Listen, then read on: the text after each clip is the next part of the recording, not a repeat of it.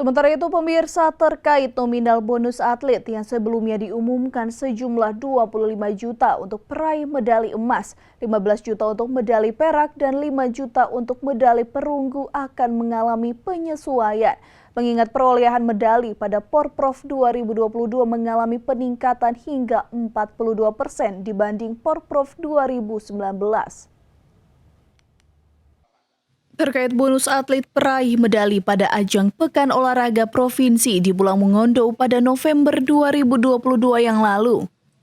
Ketua Harian KONI Kota Manado, Gregorius Tony Raung mengatakan, masih akan ada penyesuaian nominal dikarenakan terjadi peningkatan perolehan medali yang cukup signifikan.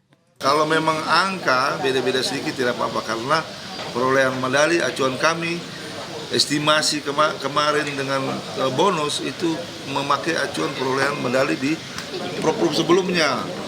Nah, Porprov yang terjadi kemarin 2022 itu kan emasnya meningkat dan perak meningkat semua sehingga mempengaruhi nominalnya gitu ya. Jadi harus dipahami itu.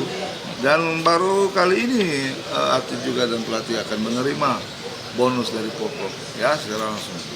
Sebelum-sebelumnya tidak ada bonus Porprov. Iya. Dan itu karena harus kerjasama dengan pemerintah kota.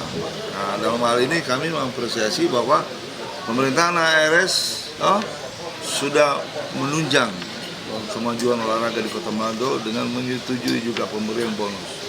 Diketahui pada ajang Porprov 2019 di Bitung, kontingen KONI Manado meraih 169 medali, sedangkan pada Porprov 2022 di Bolmong meraih total 241 medali. Regina Mangke melaporkan untuk Kawanua TV.